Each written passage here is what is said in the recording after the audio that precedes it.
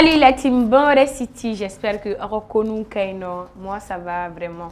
Bi ani jeune comédien de Benyorombolo, comédie Kadaï, comédie Kanou. La particularité avec l'intérêt, courage balawa, dynamisme ba jedi nana, ça lui permet vraiment d'être intégré, d'être imposé. Donc avec un Mali, comédie, fierté qu'est actuellement. Donc sans plus tarder, nous allons faire la connaissance de ce jeune artiste ensemble. Tout cas, t'es mauvais. Voilà, oui. Calme-moi. Comme faut être redou. Koga. Et on a voulu dire à Jarain vraiment. Merci beaucoup. Donc tout cas, t'es. Ouais. Question mambo wa be répondre. On va remettre fin femme bijabi. Ne toi arrête tout gâté. Ok. On bien à betchen à Donc il sait que tout gâté joint à l'état civil. Tout gâté Drissa Sangare. Fla. Ni comédie. Eh. Michou Bana. Ma fla ga rapuke. Fla on rapuke wala fla c'est la comédie que foi tout là. Michou Bana de. Michou Bana ke ma Michou be faga. Donc il n'a sur la comédie quoi. Sur la comédie là. OK. Tout gâté furule no wa Dembi Bolo. Mo furule tête dente mbolo. Mais jongo yoroni fesse doni quoi. Parce que souvent beaucoup de gens qui sont sur les réseaux sociaux sans faire, ils des mariés ou quand on photo jusqu'à fouiller un film d'ornedo. Sinon four l'inter d'intembolo fouille.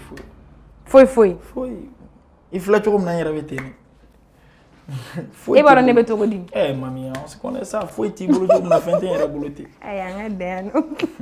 OK, swani anga avancer kado tugate ka carrière konnana. Donc si sans koni tout cas, tu as 2 milliards de ma 600.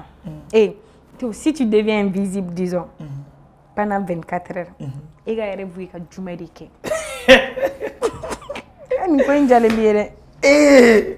24 heures qu'on a là. Et bien, quoi du mérite? À quoi est là? Mais dis-nous de la carotte, nema. Allah fourle non ne pas no fatega. Ben alaj. Caro dema. Caro. Odoron. Caro. Maman fural bi. Mais c'est ça. Et bien sentiment sur invisibilité la togodi. Aïe invisible. Ah non, remettre banque de vidéo. Et toi de vidéo. Oh, ne ma famille, on est avec la 24 heures na fora de minkadi genatique. Ah non, tu es invisible. Oh, invisible, mets ta banque de vidéo. Et ta vidéo. Banque fait bon wa donner doit payer on a vidéo na so. E ka waru tala. Na ka waru bala mo waru tala. Mais ka do mo gashilo. Mami. Am ko la genatique la waru ko nga war ni ndoro. OK. Donc on va avancer. Comment on a fait on a fatal. OK, ko tukate na togodi. Tukate nana nya sanduru tukate nana ntume wole follow de ko Drisambo. Ba tukate na to donala comme famille me irimajo. Ntara téléphone glan ro do la. Terke do tume ko ablay. Donc ntara téléphone mi ko chene no.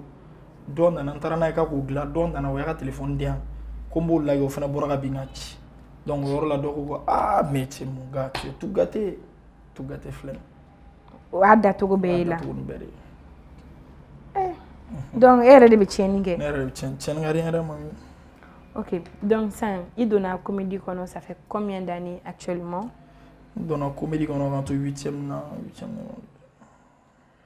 5 ans. Kito 8e na. C'est que kalambla de kito 8e na. Kala kabi dom na petit bani ne tore. Petit bani ne ga comédie. Kabi dom na petit bani donna classique on a gagné tout en jeune na fo bi wala ligue boranel. Tokodi donna la bon. Mais classique non. Mais non pas varu la mission on ta jeune ge. Ima si le petit bani nana et wa soro kun kan spectacle le 26 mars là. Donc on a beaucoup annonce que. Donc na fa na ngo ko reketa fo mission na ka bo en jeune na.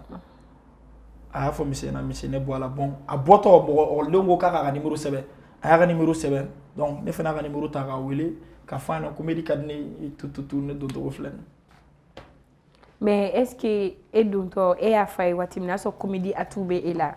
Bon, déjà classique non on te kalangela baye mais on te vourien baye fane mais tout voilà chamanche on be chamanjanda mais au benata classique non on sera fondé rythme ambiance que surtout en maître do be go français monsieur nous donadoro c'est mon gars ami baro et tout. OK. Bon, on le era tout ma faute et comédien. Donc faut qu'on a idée de kuna. Voilà, idée de non. OK. Donc il sait qu'il y a difficulté au faire comédie qu'on a là. Bon. Bara bena difficulté do. Bara te jongo difficulté te mina. Mais avec le courage, ani yera ka cɛsiri ni i sɔnna k'i yɛrɛ di baara ma. Don dɔ la bɛɛ bɛ ban. Sinon cɛ n'an ma difficulté fɔ a tɛ ban pewu, a tɛ ban yɛrɛ. OK. Tu vois. On a eu comédie choisie. Bon. Bara n'a sɔrɔ san possibilité wɛrɛ kun dira e ma. K'e k'o kɛ. On dirait ka kalan ka avancer sisan. Donc est-ce que bara wɛrɛ kun b'i kunna? Bolontan dɔrɔn. Ali ye kunkolo voriɲɛ kunkolo yɛrɛ de. On fait ya poro de bolontan. Kala man ne on fait ya bolontan na. Kala man hali ni occasion dira ma. Hali occasion dira ne ma san ne tɛ taa kalan kɛ. Mais ne dɔgɔninw bɛɛ bɛ kalan kɛ.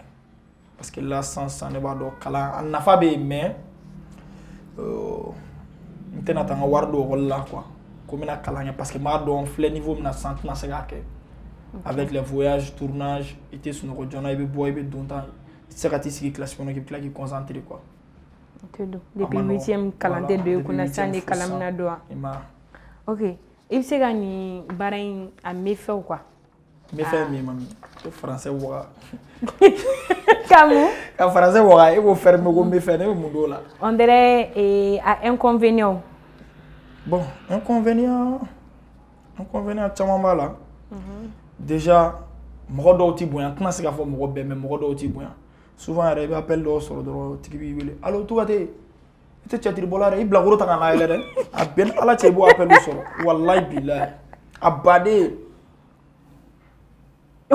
K'aw to ka wele dɔrɔn k'i wele dɔrɔn k'i dɔgɔya. A inconvénient wɛrɛ fana mun ye an ka comédien a ma kɛ ne la fɔlɔ dɛ. Comédien caman wɛrɛw bɛ taa fɔ k'u bɛ taa muso furu. U somɔgɔw b'u ban k'u di ko parce que ko comédien.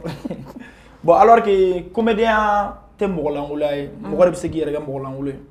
Sinon comédien joli bɛ yen.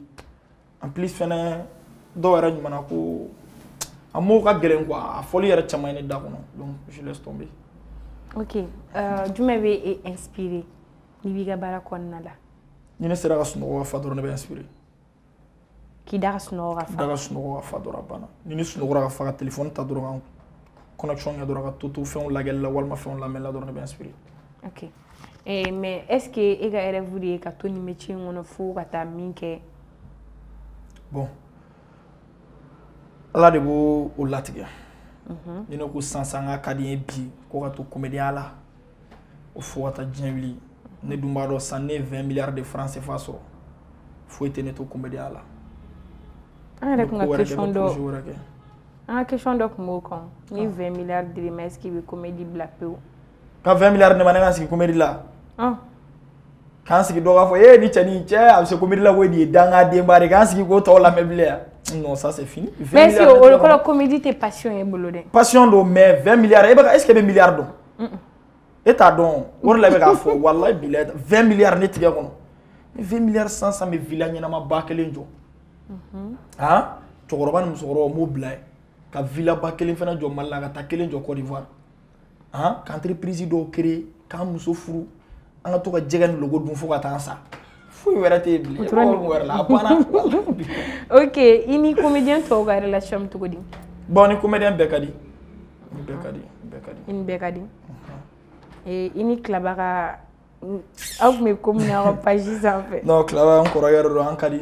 An to ka tiɲɛ fɔ ɲɔgɔn na mais an ka di. Ni min filila an bɛ sira yira ɲɔgɔn na quoi. Sinon foyi t'an ni ɲɔgɔn cɛ. OK, mais munna fɛn i bɛ ka spectacle organiser façon min mun sanfɛ Kilaba ta la? Mɔgɔ damadɔni bɛ olu ta la n bɛna bɛɛ ɲɛf'i ɲɛna.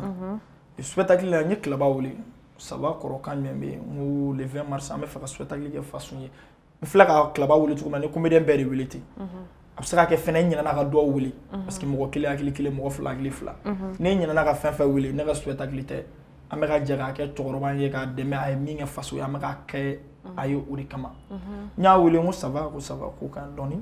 Ngo an bɛ fɛ ka spectacle organiser façon le 20 mars a ko a tɛ n sɔrɔ yan donc a t'a sɔrɔ yan n'a t'i sɔrɔ yan i kɛ kun tɛ affiche la n'a kun ka di n ye ne ka initiative de don mais n'a kun ka di n ye n tun bɛ spectacle kɛ n kelen faso kelen an b'a kɛ n bɛ se ka mɔgɔ dɔw wele ka fara n kan mais comme an bɛɛ de don an bɛɛ de ye comédien ye min ye faso sɔrɔ bi a bɛ se k'an bɛɛ sɔrɔ sini mɔgɔ bɛ bi dɔ i tɛ sini dɔn an ye milliardaires ye o to milliard la ka jigin dugu ma fo mɔgɔw ye dɛmɛ d'u ma donc n b'a bila an kunna a bɛ se k'an yɛrɛ sɔrɔ sini quoi an b'a dɛmɛ an bɛ spectacle kɛ n'an ye fonds récolté an b'o d'a ma.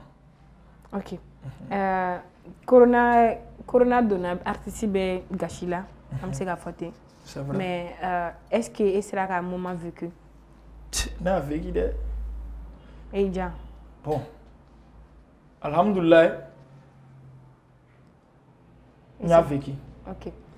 Comédie i bɛ activité min kɛ n'o ye comédie est-ce que i bɛ activité wɛrɛ kɛ min ni comédie tɛ ɲɔgɔn ɲɛ sira la? Non, n tɛ fɛn foyi ye. N bɛ bɔ ni tournage tɛ yen n bɛ taa balontan de la walima a banna foyi wɛrɛ.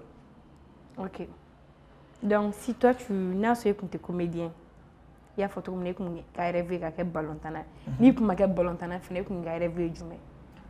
Cɛ man waritigi dɔrɔn. Ayi wari de ka di e ye. Waritigi dɔrɔn a genre quoi tiɲɛ yɛrɛ yɛrɛ la cɛ wari ka di ne yɛrɛ mami walahi tant que ne kɔni diɲɛ kɔnɔ ne yɛrɛ tɛ fɛ k'ale fantan ɲɛ la quoi tellement ça me fait mal quoi ni ala tun bɛ se ka wari di bɛɛ ma ne tun b'a fɔ a ka di bɛɛ ma quoi. Mais comme diɲɛ fana bɛ ten dɛ dɔw ye faama dɔw ye voilà donc o de la ne bɛ n ba toujours ne kana kɛ fantan ye quoi. Ok. Ne bɛ se ka kɛlɛ o kɛlɛ kɛ ala ka wari nɔgɔya cogo cogo la n b'a kɛ mais jɛlenya sira kan dɔrɔn a banna n tɛ mɔgɔ faga n tɛ bin mɔgɔ ye tout a banna. Ok. Donc est-ce que e bɛ se k'i ka avis d'an ma comédie actuelle kan par rapport fansunu ka moment la ani sisan cɛ? Ouais, avis ye min ye ça a beaucoup changé.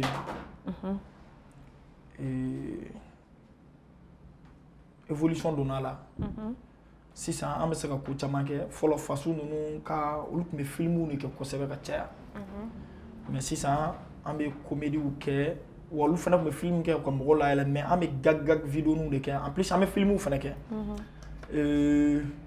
an nana américains don a la ka parantiyaw don a la ka délinquant système ni fɛn bɛɛ an ye fɛn bɛɛ k'a la quoi genre génération bɛ cogo min na an y'a kɛ ten tɔ de quoi donc parce que ni jɛnatigɛ bɛ yɛlɛma hadamadenw fana bɛ yɛlɛma donc an ye système yɛlɛma dɔrɔn de ye tout sinon an ma foyi kɛ kuma deli ka min ɲɔgɔn kɛ mais juste an ye système dɔrɔn de yɛlɛma o ye ne hakilinata ye.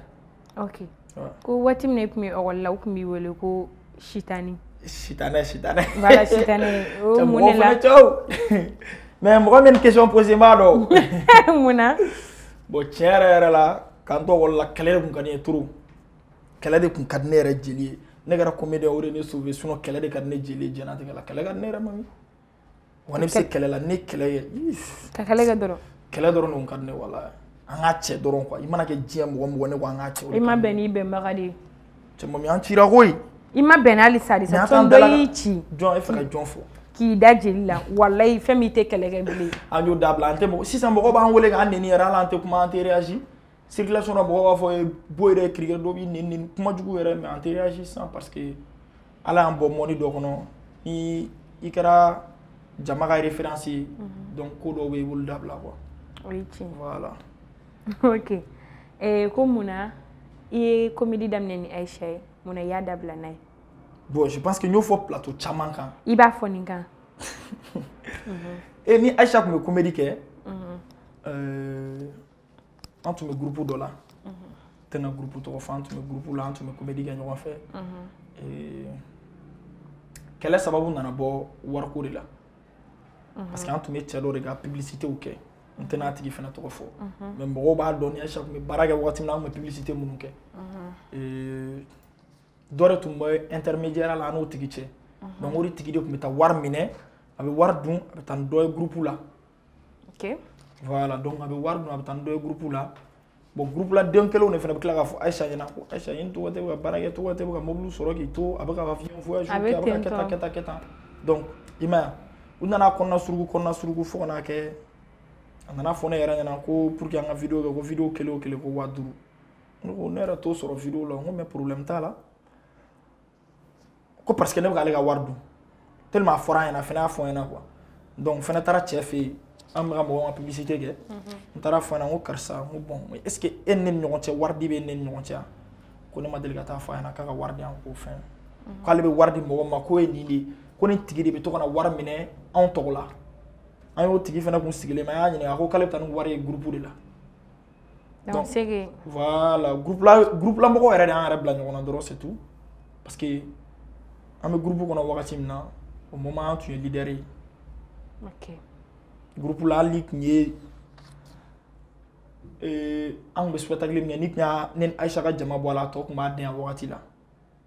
Donc u y'a fɔ Aïcha ɲɛna ko ne bɛ k'a ka wari dun Aïcha fana y'a fɔ ne ɲɛna et après a bɔlen tiɲɛ kalama an y'a essayer k'an bɛ baara recommencer ɲɔgɔn fɛ mais a y'a yɛrɛ na comme quoi tiɲɛ yɛrɛ la sisan ni ne bɛ fɛ an ka baara commencer vidéo ne k'a sara 5000 bon ne to k'o sɔrɔ vidéo la donc ne fana tɛ se k'o kɛ mais n y'a fɔ a ɲɛna ko ni publicité nana diɲɛ don o don walima ni mɔgɔ ko karisa n bɛ fɛ Tugatɛ de i ni Aïcha de k'an ka baara kɛ n b'i wele an b'a kɛ sinon foyi t'an ni ɲɔgɔn cɛ n kɔrɔmuso don n b'a wele an bɛ baro kɛ hali foyi tɛ an tɛ fama fana. OK. Muna in Farma fana famana ɲɔgɔn ma. Ouais Farma taara Côte d'Ivoire ni Farma ma fama ɲɔgɔn ma dɛ Farma fa bɛ Côte d'Ivoire de donc a bɛ to ka va et vient kɛ mɔgɔw bɛ to ka jateminɛ kuma dɔ la a bɛ kɛ vidéo la kuma dɔ la a tɛ k'a la donc a bɛ va et vient de kɛ a bɛ to ka taa bɔ a fa la a bɛ na Bamakɔ a bɛ to ka bɔ a fa la. OK. Voilà. An ka question dɔw bɛ an ye question dɔw woloma question cɛw tɔw cɛ la o question yɛrɛ de cayala ni question bɛɛ ko mun de bɛ i ni Team Gladia mɔgɔw cɛ. Bon. Et on veut vraiment que i k'i hakilina d'an ma. Foyi tɛ ne ni Team Gladia cɛ. Mais diɲɛlatigɛ la hadamaden bɛɛ n'a ka mɔgɔ de don hadamaden bɛɛ n'a kun tilenna de don. O ye tiɲɛ. Bi ne ni Talibi de ka di. Bi Talibi de bɛ n dɛmɛ ko caman na. Bi ale de jɔlen don ni n ka ko caman fɛnɛ hali ni n si ne t'a fɛ yen mais a bɛ n dɛmɛ hakili la a bɛ n dɛmɛ financièrement a bɛ n dɛmɛ fɛn caman na.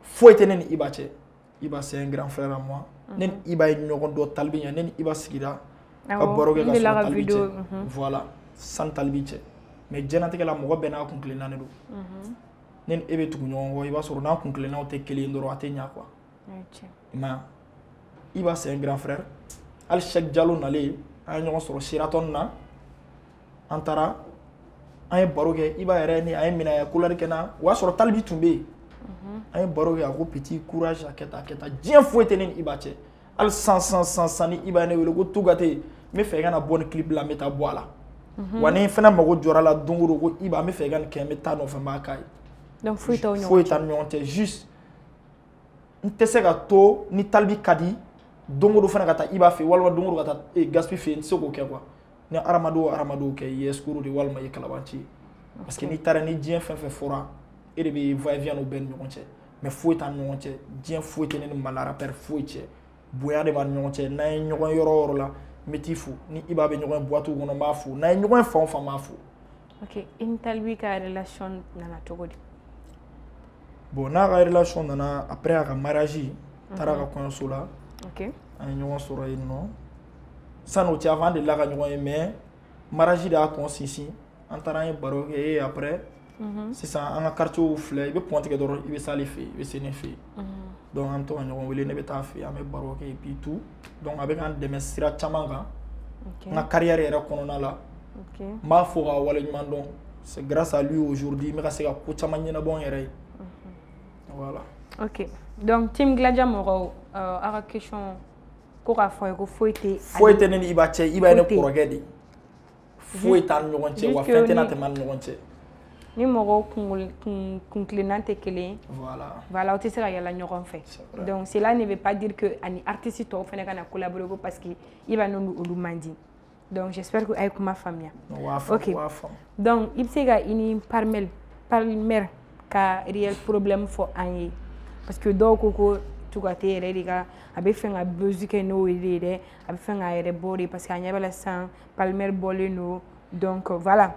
Ko i k'a to yen nɔ ko bɛɛ hali bi Palmer ala k'a bɔ n'a bɛ duguma de ala ka layɛlɛ fo sanfɛ a t'a yɛrɛ kɔnɔ k'a bɛ se yɔrɔ min na ala ka yɛlɛ n tɛ baiser créer n'a ye fosi mais vidéo in kɛra émission min sanfɛ mɔgɔ minnu bɛ k'a fɔ k'u ka taa tɔ lajɛ n'u y'a lajɛ u bɛ sɔrɔ k'a faamuya ne ye min fɔ ani ne tun bɛ fɛ ka min fɔ.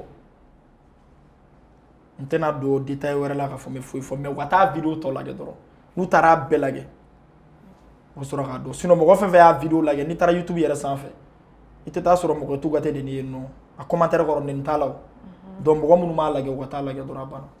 Ok donc ko minnu m'a lajɛ u ka taa lajɛ a ye segin ka taa lajɛ voilà kana to ka girin ka kuma ka mɔgɔ nɛni ka sɔrɔ i ma a fɛn bɛɛ lajɛ quoi. Ok ni ye vidéo daminɛ i b'a laban de fɔlɔ. Ok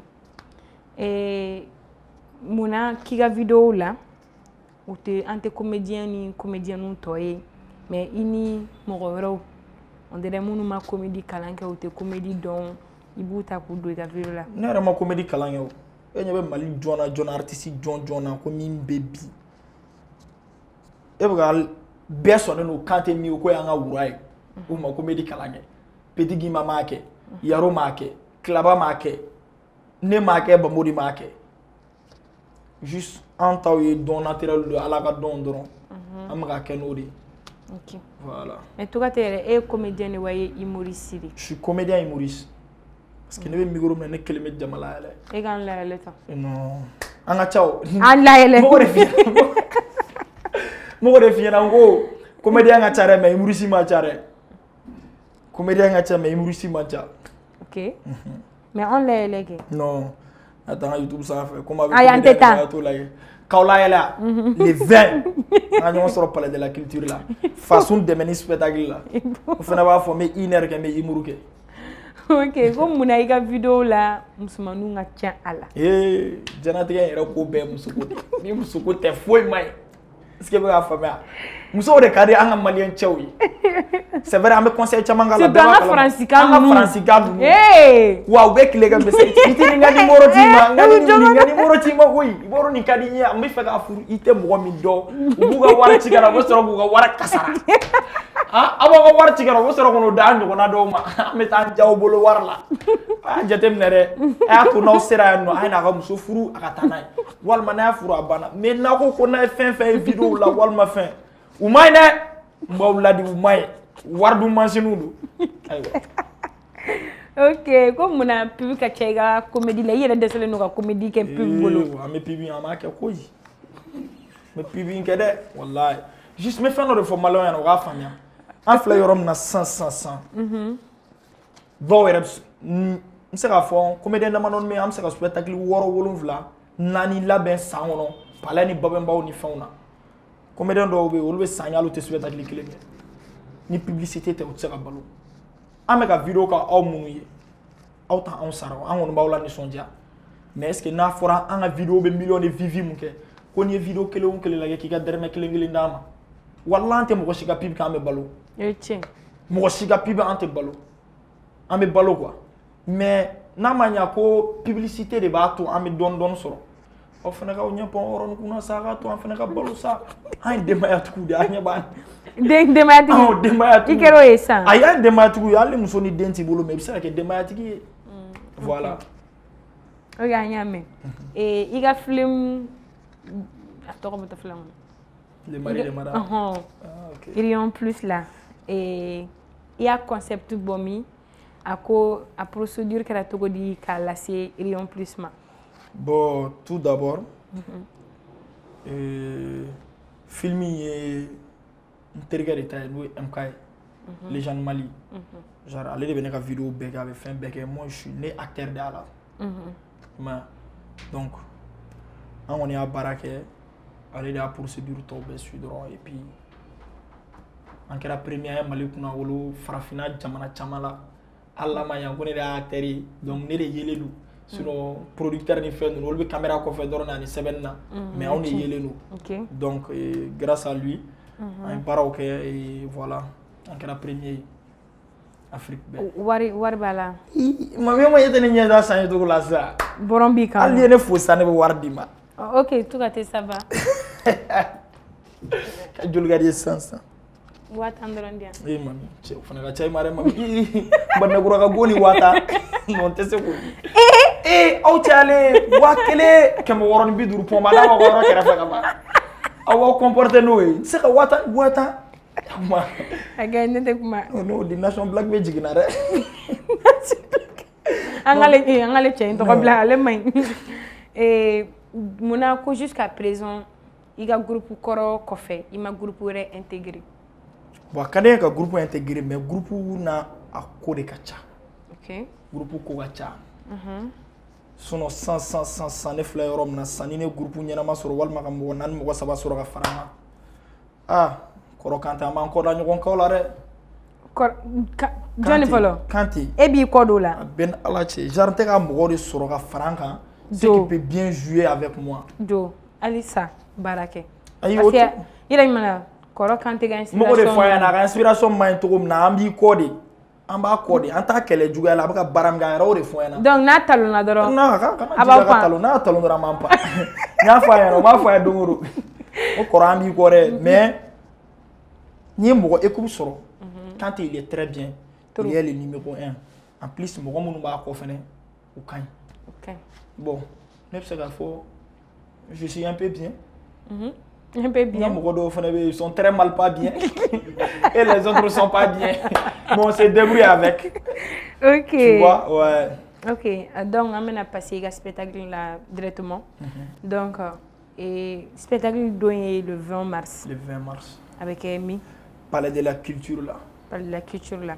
Donc, thème pour soutien à notre ancien comédien, humoriste et Fansou. OK. Donc, si c'est encore, on a un spectacle organisé. Financement, financement, c'est moi qui finance. OK. Les autres comédiens, ils nous invités. Ils nous salades, ils sont juste là pour te soutenir. Nous voulons dire que nous avons colonne, c'est nous avons minouane. Nous avons cadé un kilin tout marqué. Mais nous avons une belle fenêtre belle jabi. OK. Donc nous voulons qu'on a un jérake. Nous avons forme récolté.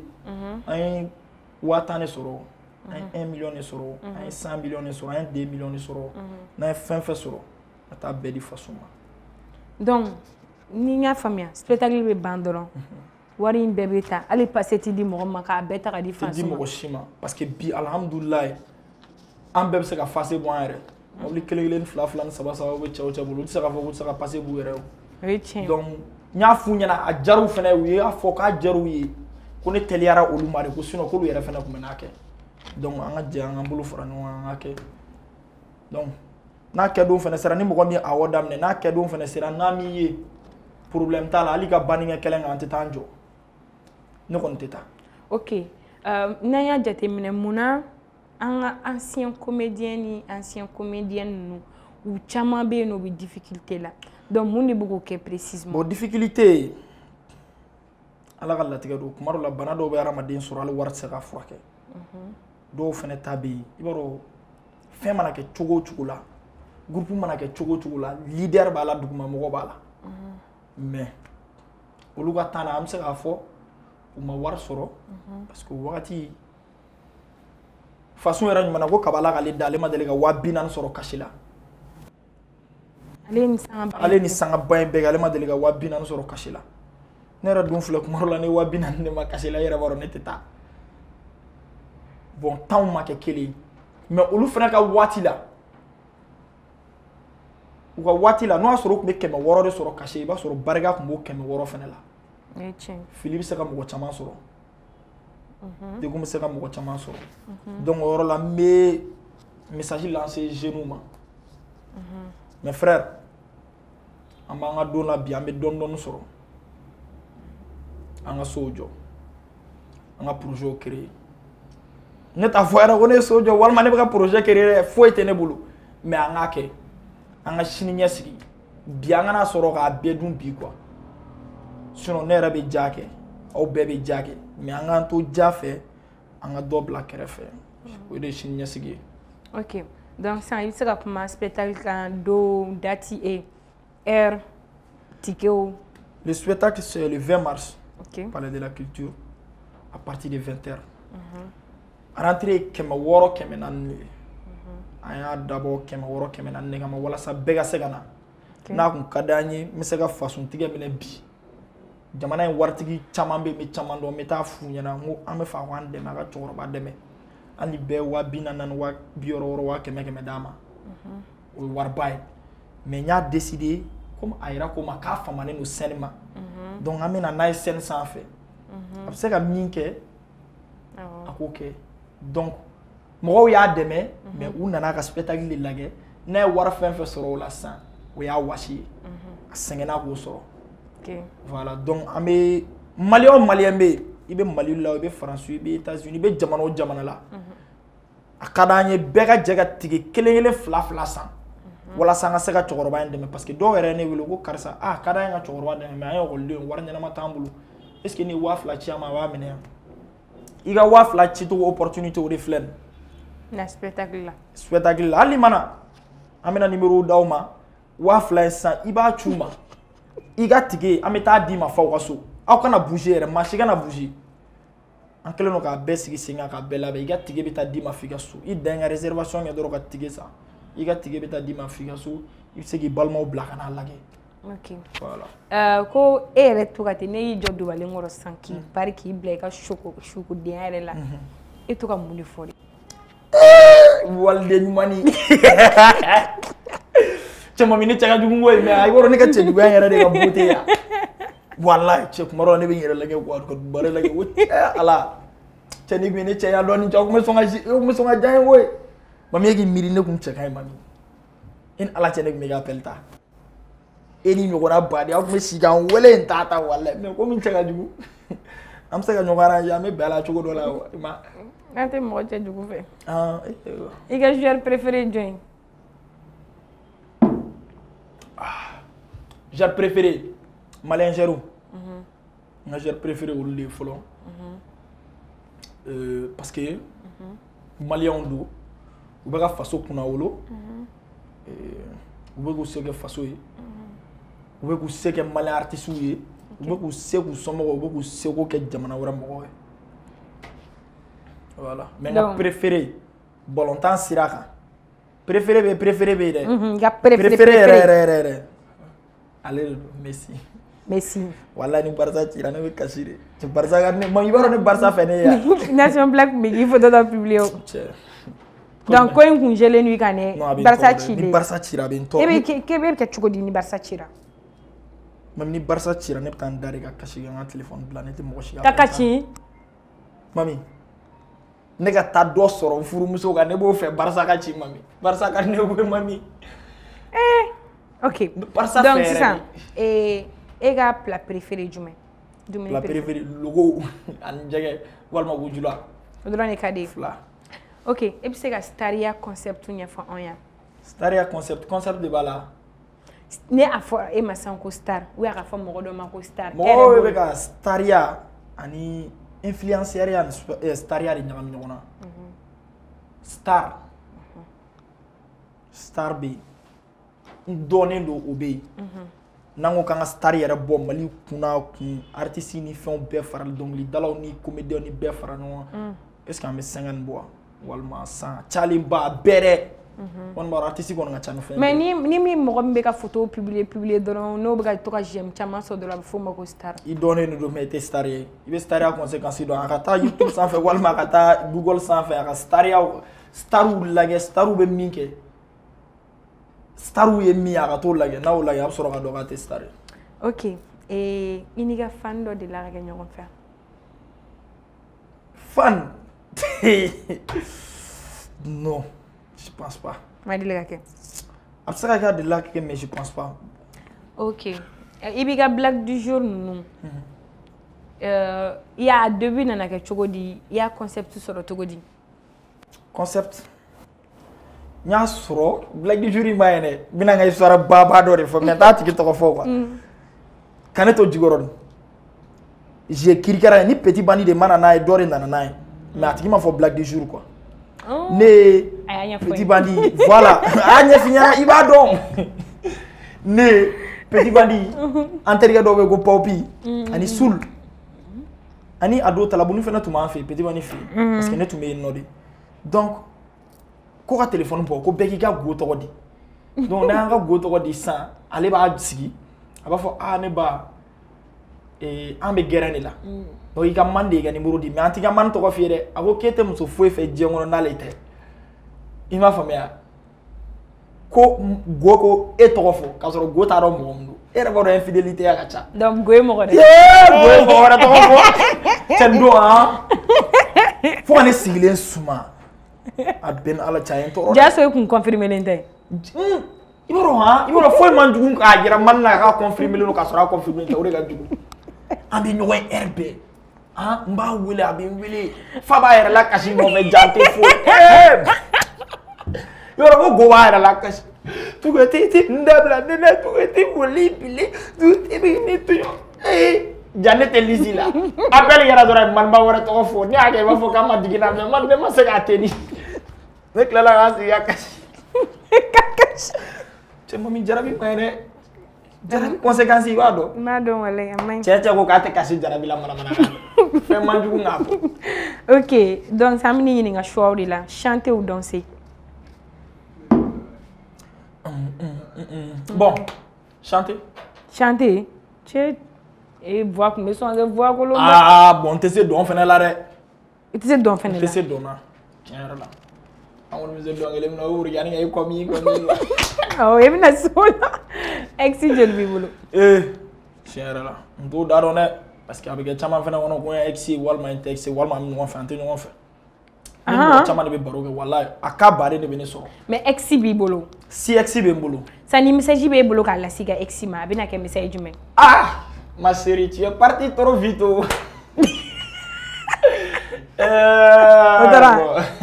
ayi tu es parti trop vite n'a yɛrɛ ne ka sisan vie lajɛ ka fɔlɔ vie lajɛ a b'a dɔn k'a taara joona muso a kana kɔn ka hadamadenw bila ko wari t'u bolo k'u dɔnnen tɛ ko fɛn t'u bolo conséquence b'a la dɛ ni y'a ma foyi sɔrɔ fɔlɔ n'a ye fɛn sɔrɔ walahi n bɛ jinɔgɔ k'i ni cɛ kan ok célibat ou en couple célibataire ou en couple c'est souvent ɲagami hein walahi ni ɲɛfɔba ye moi n bɛ se ka fɔ je suis en couple souvent je suis célibataire parce que an bɛ kɛlɛ heure bɛɛ an bɛ mankan ne kɔni ni n ta in kɔni an kɛlen ko dafalen denw heure bɛɛ an bɛ mankan de la dɔrɔn ok a faamuya mankan de la dɔrɔn donc sɔni an ka nin ko in bila tan i ka fan dɔ ye weleli kɛ k'an k'i ɲininka ko mun de bɛ i ni Sidiki cɛ vu que an tɛ k'i ye bilen depuis a bɔra depuis a ka sortie kɔfɛ aw bɛ k'a ye kɛ foyi tɛ ne ni Sidiki cɛ Sidiki m'a fɛ n'a kun kɛra muso yɛrɛ m'a furu o y'i don dɔ ye ko dɔw la dɛ ayi n bɛ ka seere de f'i ɲɛna Sidiki ye ko dɔ de kɛ ne ye diɲɛ kɔnɔ mɔgɔ ma deli k'a ɲɔgɔn kɛ Sidiki kelen tɛ mɔgɔ 3 don wa wari tɛ sanu tɛ u m'an bɔ problème na mais u ye fɛn di yan a don u ye fɛn fɔ n ɲɛna u ka girin ni sanu u ka girin ni wari ye Sidiki a mana diɲɛ problème o problème sɔrɔ ne bɛ se ka n da don a la ka défend m'a défend filanan ye Segu Koyita ye maliyɛn bɔlɔntana don Segu Koyita sabanan o ye Babala ye a bɛ Kayi n ka n tonton dɔ banna n bɔlen Tunisie ka na ale de kun jɔlen don n'an ka fɛn bɛɛ famille bɛɛ kun b'ale de kɔ la gendarme tun don a banni na n jigila misɛra parce que k'an to groupe dɔ la n kun bɛ taa minnu kungo la problème bɛ minnu da la n'u bɛ n wele n b'u sɔn k'olu mana bannikɛyɔrɔ la banni tile filanan n sigilen don so kɔnɔ n sigilen don n bɛ ka dumare lajɛ n bɛ ka kasi n bɛ ka n yɛrɛ lajɛ quoi n mɔgɔ min jɔlen don ni du ye o banna an bɛna kɛ cogo di sisan sɔn dɔrɔn n ɲɛ bɛ appel la numéro dumani dɔ ye n wele wa n ye appel ta n ko allo ko ça va ne ko ça va ko ne b'a dɔn mɔgɔ min don ne ko ayi ko Sidiki Jabate de don ko Sidiki Ba o y'a sɔrɔ n ma deli ka serviette yarandi y'a ye n ma deli ka taa kungo la n ma deli ka foyi k'a ye a ko n ma ko n y'a mɛn k'i fa banna Ala ka hinɛ a la bi de i bɛna kɛ cɛ ye bi de i bɛna dɔn ko barika bɛ hadamaden na bi de i yɛrɛ bɛ n'i ka dugawudenya n'i ka dangadenya dɔn ni i fa banna diɲɛ don min na jɔn i b'o dɔn o don i bɛ courage ta i bɛ baara kɛ a ye conseil dɔw di yan mɔgɔ ma deli ka min ɲɔgɔn di yan diɲɛ kɔnɔ quoi ma deli k'a ɲɔgɔn ye mɔgɔ la ko Sidiki de ye téléphone ta ka ne wele i b'a dɔn olu wagati min kɛra en 2018 ninnu o y'a sɔrɔ an dɔnna mais bi fɛn kun t'an bolo dɛ an kun dɔnnen don mais fɛn kun t'an bolo Sidiki ka ne yɛrɛ wele k'o fɔ ne ɲɛna Sidiki Jabate a balana quoi n t'a dɔn ko Sidiki bɛ se ka ne wele ko ka nin fɔ ne ɲɛna quoi n tilala ka numéro enregistré ka don WhatsApp kɔnɔ ka taa sɔrɔ Sidiki de don bon fo bi fo ka diɲɛ wili Sidiki m'a fɛ i bɛ sa quoi sali dɔrɔn tɛ n'a sara 10h n bɛ sa 11h Sidiki fana tɛ Segu Koyita fana y'o kelen kɛ Babala fana y'o kelen kɛ donc halisa Ala ka mɔgɔ sababu mɛn i kɔrɔ voilà donc u kungo o kungo mana wuli diɲɛ kɔnɔ ni ne bɛ se ka sa la n bɛ sa la ok o de ye hadamadenya ye sinon mɔgɔ ye wariw di yan u ma deli ka min ɲɔgɔn di yan mɔgɔ ye fɛn kɛ u ma deli ka min kɛ ye mais olu ye min kɛ o ni diɲɛ jɔn si ta tɛ kelen ye o ye tiɲɛ voilà ok i ka message laban ye jumɛn ye ka fɔ i ka fanu ye u ka bɔ massivement n ka message laban k'a fɔ fanu ɲɛna bɛɛ lajɛlen ka bɔ le 20 mars mɔgɔ kelen tɛ se ka ko kɛ mɔgɔ kelen tɛ se ka ko ɲɛnabɔ an ka jɛ an ka faso dɛmɛ a mago bɛ dɛmɛ na dɛ il a besoin a bɛ difficulté kɔnɔ bi a bɛ gɛlɛya kɔnɔ bi an kana kɛ faso yɛrɛ kama an ka kɛ Ala kama sini dɔ bɛ se k'a k'an ye ne kelen tɛ dɛ ne ni aw bɛɛ lajɛlen ka jɛ i seko ye 400 ye ka tige ta ka n'a lajɛ walasa a ka fa faso ka spectacle de don i kana a ta i k'a lajɛ donc seko de bila maliyɛnw ma ok bon reste kɔni mɔgɔ n bɛ artistes fana fo fɛn fɛn sɔnna ka collaborer a la fɛn fɛn sɔnna k'u ka image di mɔgɔ kelen tɛ se ka ko kɛ a diyar'u ye mais dɔnkilidalaw bɛna kɛ yan bɛɛ bɛ kɛ yen komi comédiens de fana ye nin ye comédiens ka kɛlɛ ye an bɛ nin kɛ fantan dɔ fana bɛ dɔnkilidala dɔw la rappeur kɔrɔba walima dɔnkilidala kɔrɔba dɔ dɛsɛlen bɛ yen n'a ye nin kɛ u fana bɛna initiative ta u b'a kɛ en plus mɔgɔ dɔw fana bɛ k'a fɔ k'an y'a dɛmɛ an kun man k'a bila réseau sanfɛ an b'a yir'u la anw ye mɔgɔ dɔnnenw de ye ni ne y'a dɛmɛ sisan k'a publier ne ka page suivre no mɔgɔ caman bɛ ne dɔn à travers moi mɔgɔ wɛrɛw b'a dɛmɛ donc o de la an b'a kɛ sinon ni dɛmɛli ko don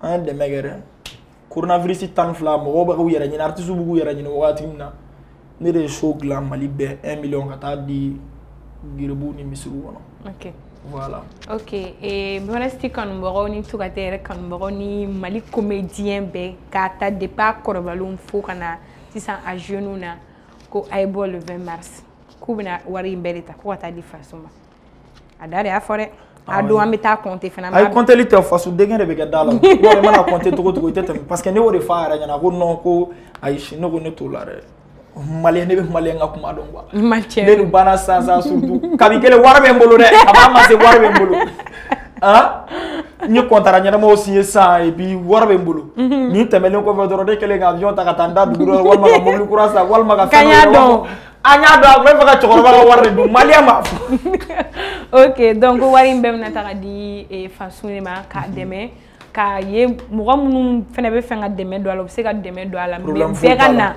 bɛɛ ka na spectacle la a fɛnɛ o ka d'a ye o b'a ɲɛnajɛ parce que a famana scène ma donc j'espère que a ko jara an ye kuma minnu fɔ an ye yɛlɛkow kɛ donc si vous avez aimé n'oubliez surtout pas de vous abonner de liker à plus